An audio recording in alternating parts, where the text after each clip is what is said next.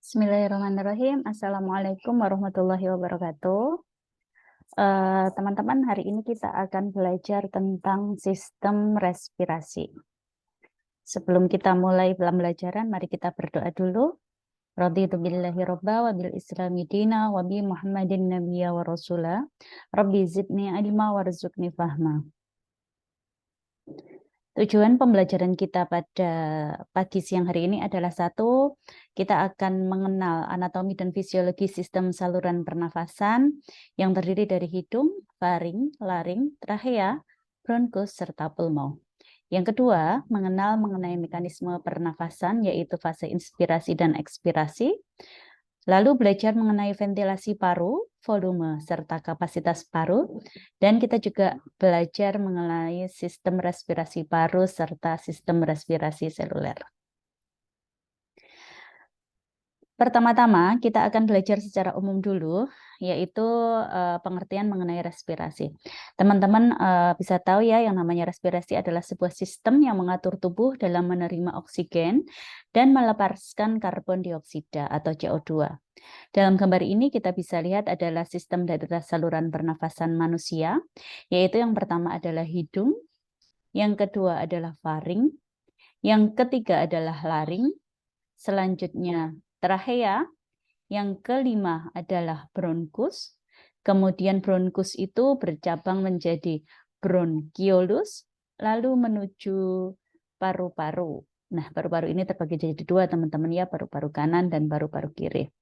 Kita tahu, teman-teman, bahwasanya paru-paru kita ini terletak di kafum torak, yang mana kafum torak atau rongga torak ini dipisahkan dengan rongga perut adalah dengan diafragma. Ya. Tadi yang saya katakan bahwasanya bronkus itu bercabang ya. Pertama adalah dia dari trachea, kemudian menjadi bronkus utama atau bronkus primer, kemudian dia bercabang menjadi bronkus sekunder, 3 di bagian kanan dan 2 di bagian kiri. Masing-masing dari bronkus sekunder ini akan bercabang menjadi bronkus tertier, kemudian menjadi bronkiolus, dan akhirnya dia akan bercabang-cabang lagi menjadi bronkiolus respiratorius, yang kemudian dia berhubungan dengan alveoli yang ada di dalam paru-paru. Baik, teman-teman, kita perlu belajar dulu adalah tentang pembagian anatomi sistem saluran nafas. Sistem saluran nafas terdiri dibagi atas dua bagian, yaitu sistem saluran bagian atas dan sistem saluran nafas bagian bawah. Bagian atas dia terdiri dari sinus-sinus pernafasan, yang mana dia sinus itu nanti akan kita pelajari lagi, ada 4 sinus yang utama di saluran pernafasan bagian atas itu. Kemudian dia juga terdiri dari hidung, selain sinus ya teman-teman, itu juga ada hidung. Kemudian mulut, setelah itu adalah faring. Sedangkan saluran nafas bagian bawah itu terdiri dari laring, trachea, bronkus, serta paru-paru. Nah, sekarang kita akan belajar tentang bagian-bagian hidung. Bagian hidung yang utama adalah, kita tahu ya teman-teman, ada lubang hidung, kemudian ada nasal bridge atau jembatan hidung, begitu ya. Nah, jembatan hidung di sini ada tulang hidung yang dia terdiri dari bagian pangkalnya adalah tulang sejati, sedangkan bagian ujungnya di sini adalah tulang rawan. Kemudian dari lubang hidung masuk kita ada, teman-teman tahu di sini adalah bulu hidung. Bulu hidung di sini fungsinya adalah untuk menyaring partikel ya teman-teman, agar udara yang kita hirup itu lebih bersih begitu. Nah, hidung kanan dan hidung kiri itu dipisahkan oleh septum atau pemisah antara lubang hidung kanan dan lubang hidung kiri. Lalu kemudian di dalam lubang hidung itu ada beberapa bangunan penting ya teman-teman. Yang pertama yang kita akan pelajari adalah kongka, di mana ada terdapat 3 jenis kongka besar, 3 bagian kongka besar di dalam lubang hidung, yaitu kongka superior, kongka media, dan kongka inferior. Nah, di antara kongka ini ada apa ya namanya, seperti saluran begitu yang dinamakan dengan apa namanya, saluran antar kongka gitu ya teman-teman ya. Nah, fungsi dari kongka itu apa? Fungsi dari kongka itu yang pertama adalah dia mengatur aliran dari udara. Yang kedua, dia juga diseliputi oleh selaput lendir, yang mana selaput lendir ini yang pertama dia bisa berfungsi sebagai sistem pertahanan, yang juga akan membantu bulu hidung untuk menyaring dari udara itu tersendiri. Yang lain, dia juga lendir ini juga mensekresi cairan begitu ya teman-teman, yang dia nanti secara patofisiologi pada saat kita sakit, kongka ini beserta dengan sel-sel epitel yang ada di dalamnya yang menyeliputi bangunan ini, dia akan hipersekresi, akan mengeluarkan cairan yang lebih banyak daripada biasanya. Nah, ini biasanya terjadi karena stimulasi, satu misalnya alergi, dua saat infeksi virus atau infeksi bakteri begitu ya. Nah, sehingga patofisiologinya pada saat kita pilek, ini kongka-kongka ini bisa membesar teman-teman. Selain kongka yang membesar, dia juga ada sekresi yang berlebihan dari selaput-selaput lendirnya, sehingga dia akan mengganggu beberapa fungsi dari organ-organ yang ada di dalam lubang hidung ini. Nah, organ yang ada di dalam hidung yang kadang-kadang akan terganggu pada saat kita sakit adalah ini teman-teman, nervus olfactorius atau saraf pembau. Di mana saraf pembau ini mempunyai fungsi yang penting di dalam saluran nafas kita adalah satu sebagai indera penciuman, yang kedua dia ada konektor rasa serta memori, di mana pada saat kita itu membaui sesuatu, itu akan terkoneksi ke dalam otak tentang memori-memori tertentu. Contoh, misalnya kita bau durian begitu. Nah, di dalam otak kita akan lalu tergambar gambar durian seperti apa, rasa durian seperti apa, seperti itu. Demikian juga tentang memori-memori tentang situasi. Contoh misalnya kita bau kopi begitu ya. Nah, mungkin kita akan terkoneksi bau kita adalah dengan di kafetaria misalnya. Nah, seperti itu. Itu maksudnya adalah dia sebagai konektor memori. Demikian juga dengan konektor rasa ya teman-teman ya. Pada saat kita membaui misalnya membaui harum yang apa ya namanya yang sedap begitu ya, kemudian kita bisa mempersepsikan itu sebagai sesuatu yang rasanya enak, yang menyenangkan. Nah, kayak gitu. Maksudnya seperti itu. Nah, pada keadaan patologis, fungsi dari saraf olfaktori ini sedikit terganggu sehingga kadang-kadang teman-teman kalau lagi pilek gitu, dia nggak bisa orang yang lain bau gitu ya, kita nggak merasa bau. Nah, itu maksudnya seperti itu. Oke, fungsi hidung yang lain adalah sebagai penyaring udara tadi udah ya, dan pengatur kelembapan udara.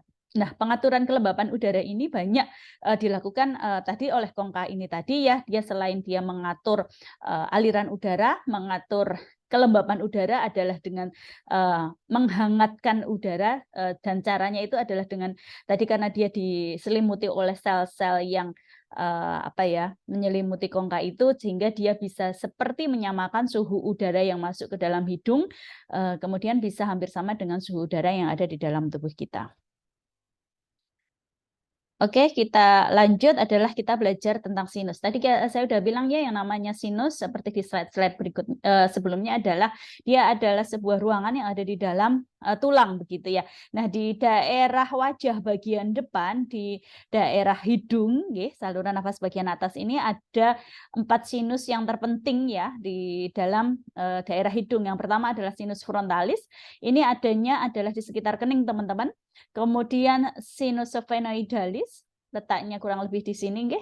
Kemudian sinus ethmoidalis, dan yang paling besar adalah sinus maxillaris. Nah, sinus maxillaris ini merupakan sinus terbesar yang ada di wajah bagian depan, yang mana fungsi sinus itu dia membantu sekresi cairan yang kemudian dia akan dikeluarkan lewat hidung, yang dia berfungsi nanti adalah sebagai protektor begitulah saluran nafas itu sendiri. Nah, fungsi sinus ini adalah yang lain sebagai pengatur kondisi udara, dia juga mengatur suhu, dia juga berperan dalam keseimbangan kepala, resonansi suara, serta peredam perubahan tekanan udara, serta membantu produksi mukus untuk membersihkan rongga hidung. Nah, dalam keadaan patologis kita yang sering kenal dengan istilah sinusitis itu adalah sebuah keadaan sekresi berlebihan di dalam sinus sehingga cairannya ini tidak bisa keluar. Nah, karena cairannya tidak bisa keluar, cairan di dalam sinus ini merupakan cairan yang sangat sangat mudah ditumbuhi oleh bakteri, sehingga di sini akan ada sebuah keadaan infeksi, nggih, yang bisa menjadi sebuah keadaan patologis. Biasanya teman-teman dari TLM diminta untuk pemeriksaan darah tepi misalnya ya, yang mana akan ditemukan petanda kenaikan infeksi, apakah itu bakteri atau virus, yang menunjang keadaan patologis untuk sinusitis ini. Karena kadang-kadang sinusitis itu disebabkan satu karena alergi, yang kedua karena infeksi, itu paling banyak. Nah, pembedanya itu adalah pada pemeriksaan, salah satunya adalah pemeriksaan darah tepi maupun pemeriksaan imunoglobulin. Setelah dari hidung ya teman-teman, tadi kita tahu udara kita hirup masuk lewat hidung, kemudian dia menuju perjalanannya lewat faring. Faring ini adalah sebuah organ, sebuah ruangan yang dia ada di belakang dari hidung dan mulut. Jadi dia letaknya adalah di belakang hidung persis, kemudian turun adalah di daerah sejajar dengan mulut, kemudian turun di bawahnya lagi adalah dia menuju ke saluran nafas bagian bawah. Yang sering kita kenal sebagai nama tenggorokan itu adalah faring, di mana dia terbagi menjadi 3 bagian, yaitu yang sejajar hidung. Ini nasofaring. Biasanya kalau teman-teman nanti diminta untuk swab test daerah nasofaring itu biasa yang paling sering diminta.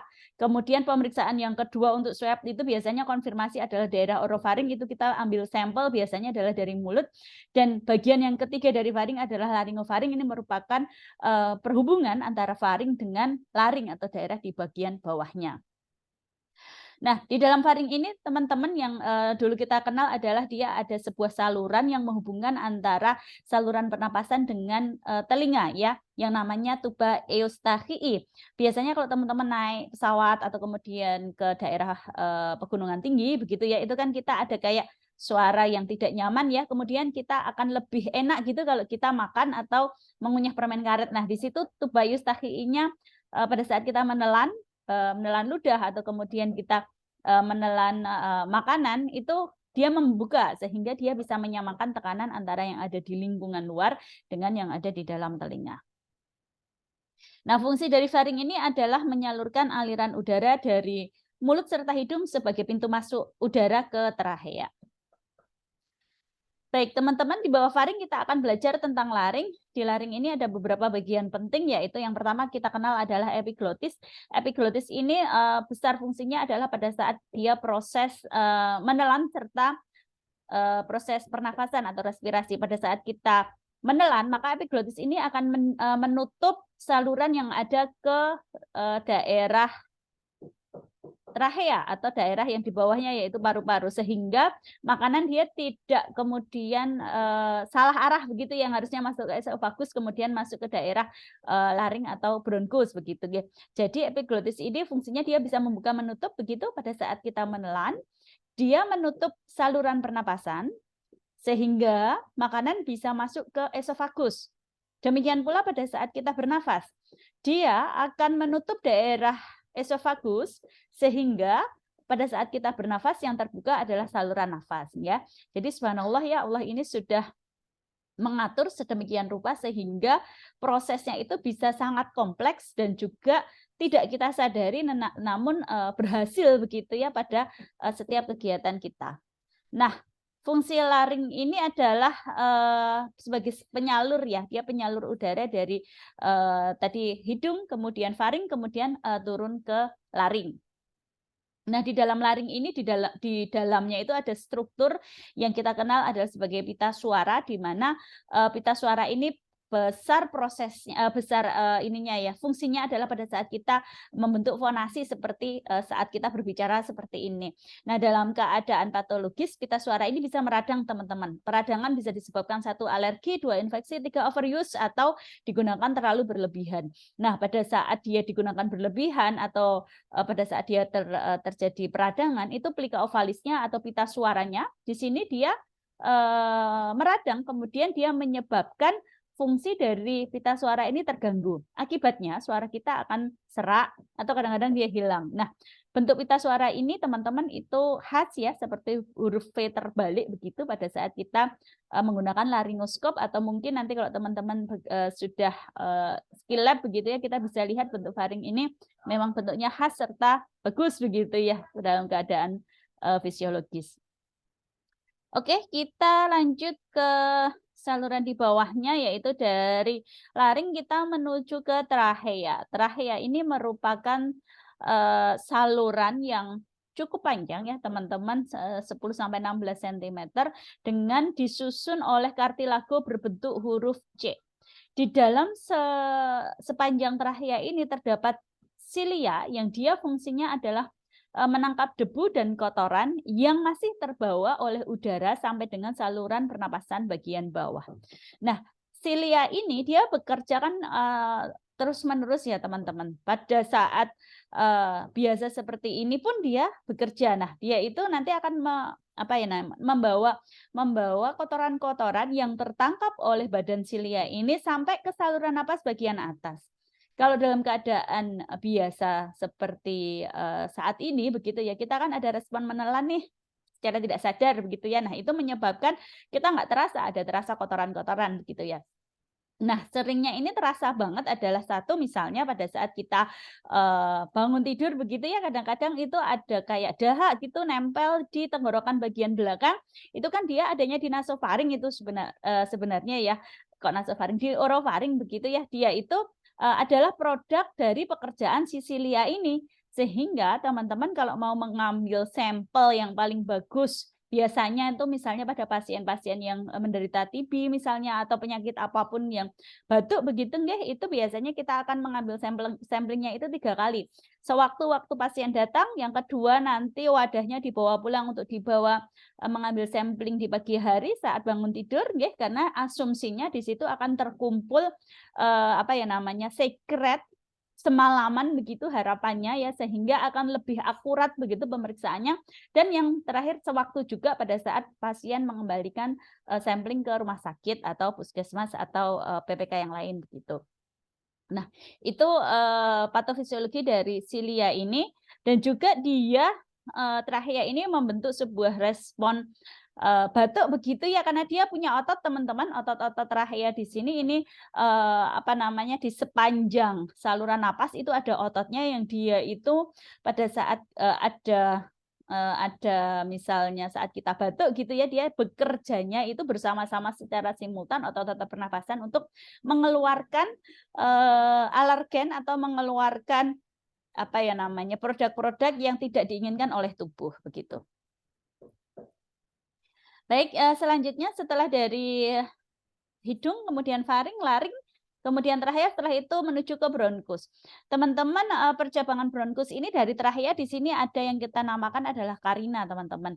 Nah, karina ini nanti bercabang menjadi bronkus primer, 2 bronkus primer ya, bronkus primer kanan dan bronkus primer kiri, yang mana bronkus primer ini akan bercabang yang kanan menjadi 3, yaitu bronkus primer superior, medial, dan inferior, sedangkan yang kiri menjadi bronkus primer superior dan inferior. Nah, bronkus primer ini kan dia bercabang jadi sekunder tadi ya, yang kanan jadi 3, yang kiri jadi 2, kemudian dia akan bercabang lagi menjadi bronkus tertier yang lebih kecil-kecil lagi, kemudian menjadi bronkiolus, dan lebih kecil lagi menjadi bronkiolus terminalis atau respiratorius, yang akan kemudian langsung terkoneksi dengan alveola yang ada di dalam paru-paru. Oke, jadi saya ulangi teman-teman ya. Dari trachea dia bercabang di karina sini menjadi bronkus primer. Kemudian bronkus primer ini bercabang, yang kanan menjadi 3, menjadi bronkus sekunder superior, medial, dan inferior. Sedangkan yang kiri bercabang jadi 2, menjadi bronkus sekunder superior dan inferior. Nah, setelah bronkus sekunder di sini, dia akan bercabang menjadi bronkus tertier dan bronkiolus. Oke, yang selanjutnya setelah di bronkiolus, dia menuju ke bronkiolus terminalis atau respiratorius. Kemudian udara itu akan masuk ke paru-paru. Nah, paru-paru ini kita belajar sedikit ya teman-teman, dia terbagi menjadi 2 organ, yaitu paru-paru kanan dan paru-paru kiri. Paru-paru ini dibungkus oleh pleura, yang mana dia kanan sama kiri sendiri-sendiri ya teman-teman. Nanti pleura kita akan belajar di slide yang selanjutnya. Di mana basis paru ini adalah bagian inferior atau bagian bawah dari paru yang berhubungan langsung dengan diafragma.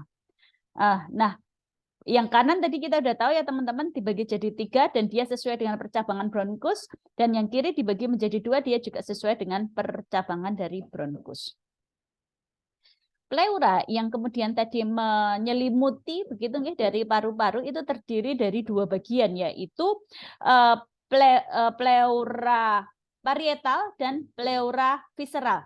Pleura parietal itu yang menempel pada dinding pada daerah luar begitu ya, menempel pada dinding dada begitu nggih. Kemudian yang pleura visceral itu adalah yang menempel pada paru-parunya itu. Di antara 2 pleura ini terdapat sebuah ruangan, cavum pleura namanya, yang merupakan sebuah ruangan potensial di antara pleura parietal dan pleura visceral. Nah, fungsi cavum pleura ini adalah mengurangi gesekan dan menjembatani ikatan kohesi antara paru dan jantung. Dalam keadaan patologis, misalnya pada keadaan keganasan atau keadaan infeksi begitu ya. Kadang-kadang pleura ini terisi oleh cairan sehingga kita namakan sebagai efusi pleura begitu ya. Nah, pada saat terjadi efusi pleura ini harus dia dikeluarkan dengan torakosintesis misalnya atau dengan obat-obatan tertentu sehingga efusi pleura ini bisa hilang. Nah, efusi pleura ini bisa tampak pada satu pemeriksaan fisik, yang kedua pada pemeriksaan radiologi, dan biasanya dia akan tampak juga dari keluhan dari pasien tersebut pada saat kita melakukan anamnesis. Baik, yang terakhir teman-teman adalah alveolus. Alveolus ini merupakan bagian fungsional dari paru-paru, yang mana di daerah alveolus ini terjadi pertukaran antara oksigen dengan karbon dioksida. Alveolus di dalam paru-paru ini cukup banyak ya teman-teman, dia ada sekitar 300 juta alveoli dengan luas permukaan kurang lebih seperti lapangan bola voli begitu nggih. Nah, dia punya satu lapisan sel yang super tipis teman-teman, yang mana hambatannya itu sangat minimal sehingga dapat terjadi sebuah proses difusi antara oksigen dan karbon dioksida yang kita namakan sebagai respirasi eksternal. Jadi respirasi eksternal itu terjadinya di alveolus teman-teman, yaitu pertukaran antara oksigen dan karbon dioksida dari tubuh dan lingkungan luar begitu ya. Nah, ya mungkin kita harus belajar juga tentang otot-otot pernafasan. Otot pernafasan itu yang utama adalah diafragma dan otot-otot interkostales, di mana otot diafragma ini kita tahu tadi diafragma adalah yang membagi antara cavum thorax dengan cavum abdomen, yang mana dia disarafi oleh nervus phrenicus dan dia merupakan 80% fungsi dari otot pernafasan yang utama. Nah, musculus interkostales atau otot antar tulang rawan ini dia biasanya nanti akan bekerja pada saat keadaan-keadaan yang dibutuhkan, misalnya dalam keadaan sesak, dalam keadaan inhalasi yang ditambah begitu ya, atau keadaan ekspirasi yang diperpanjang begitu, dia nanti musculus interkostales ini akan bekerja. Apakah pada saat nafas normal musculus interkostales ini bekerja? Iya, tetapi tidak sebanyak pada keadaan patologis. Baik, teman-teman, tadi kalau secara anatomis kita akan membagi saluran napas itu kan menjadi saluran napas bagian atas dan bagian bawah. Nah, ini secara fisiologis pembagian saluran nafas ini terbagi menjadi 2, yaitu zona konduksi dan zona respirasi. Zona konduksi adalah semua bagian dari saluran pernapasan yang dia itu udara itu hanya lewat saja, yaitu bagian dari hidung, faring, laring, trachea, bronkus, dan bronkiolus sampai dengan bronkiolus terminal. Di sana udara itu disaring, dihangatkan, serta dilembabkan. Di dalam proses di zona konduksi ini tidak terjadi pertukaran antara oksigen dan karbon dioksida. Nah, proses pertukaran oksigen dan karbon dioksida itu terjadi di alveolus yang dinamakan adalah zona respirasi. Dia mulainya adalah dari bronkiolus respiratorius, yaitu cabang bronkiolus yang paling kecil, kemudian ke ductus alveolus atau saluran alveolus, Oke. Kemudian ke kantong-kantong alveolus atau sakus alveolus serta ke alveolus itu sendiri. Ini kemarin kita sudah belajar tentang anatomi fisiologi tentang kardio ya, di mana kita mengenal adalah peredaran darah besar dan peredaran darah kecil. Nah, paru-paru dan sistem respirasi ini di situ kan ada, tadi kita namakan adalah proses pernafasan eksternal ya, teman-teman ya. Proses pernafasan eksternal itu adalah di mana terjadi pertukaran oksigen dan karbon dioksida itu adalah dari tubuh dengan luar tubuh, itu terjadinya di paru-paru. Dia ada di peredaran darah kecil. Nah, kalau di peredaran darah besar itu akan terjadi pertukaran oksigen dan CO2 sebenarnya bukan pertukaran ya, tetapi penggunaan oksigen yang memproduksi energi serta CO2 itu ada di jaringan atau intrasel begitu. Nah, itu yang kita namakan sebagai pernafasan seluler. Baik teman-teman, kita lihat video animasi berikut ini. Ini adalah kafum torak ya teman-teman, dipisahkan oleh diafragma dengan kafum abdomen atau dada dengan perut. Nah, diafragma ini adalah otot yang membentuk 80% dari otot pernapasan. Ini paru-paru ya teman-teman. Paru-paru itu yang kanan dibagi menjadi 3, yaitu paru-paru superior, inferior serta media, sedangkan yang paru-paru kiri dibagi menjadi 2, yaitu paru-paru superior dan paru-paru inferior. Nah, dari paru-paru kita kemudian masuk ke dalam, kemudian dia nanti akan ada bronkus, kemudian naik ke trachea. Nah, trachea ini dia disusun oleh kartilago yang berbentuk huruf C. Kemudian dari trachea ini kita akan naik lagi ke laring, kemudian ke faring, kemudian masuk ke hidung. Nah, di hidung udara dihisap. Kita saat bernafas ya udara masuk, turun ke faring, laring, trachea, kemudian masuk ke bronkus primer, kemudian bercabang ke bronkus sekunder, lalu bercabang lagi ke bronkus tertier, lalu ke bronkiolus, serta terakhir dia di bronkiolus terminal serta bronkiolus respiratorius. Di bronkiolus respiratorius dia langsung berhubungan dengan alveolus, di mana alveolus ini jumlahnya cukup banyak ya teman-teman. Nah, di dalam alveolus ini dia selnya sangat tipis ya, dia cuma 1 sel saja pembatasnya dengan pembuluh darah, di mana di situ terjadilah pernafasan eksternal ya, pertukaran oksigen dengan karbon dioksida secara difusi.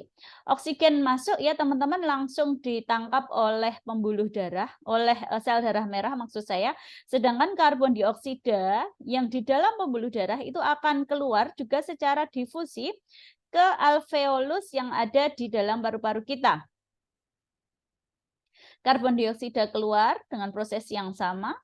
Dari alveolus kemudian karbon dioksida ini akan dikeluarkan dengan sistem napas yang lain, melewati dibalik berarti sekarang ya teman-teman dari alveolus ke bronkiolus terminal, lalu bronkus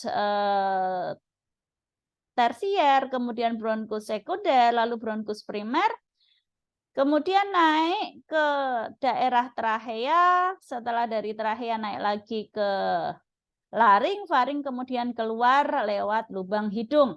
Nah, sistem ini kita kenal sebagai inspirasi dan ekspirasi. Sistem inspirasi atau inhalasi itu diafragmanya dia menurun, kontraksi ya teman-teman, diafragma dan muskulus interkostalisnya berkontraksi, kemudian kafum diafragma tadi membesar, kemudian tekanan intratoraknya menurun, lalu masuk udara. Nah, pada saat dia eksalasi maka terjadi relaksasi dari muskulus diafragma dan interkostales. Nah, pada saat itu kafum diafragmanya mengecil, tekanan dalam rongga toraknya membesar, lalu udara bisa keluar.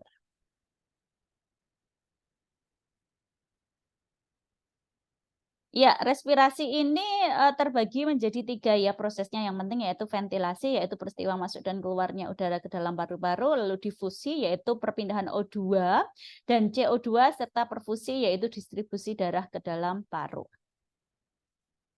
Tadi juga sudah saya terangkan tentang respirasi eksternal dan internal, di mana respirasi eksternal itu terjadinya di dalam paru-paru, yang dia merupakan proses pertukaran O2 dan CO2 dari tubuh dengan lingkungan di luar. Sedangkan respirasi internal kita kenal sebagai metabolic intrasel, yang mana oksigen yang kita gunakan itu digunakan bersama dengan glukosa, dia menghasilkan energi dan CO2.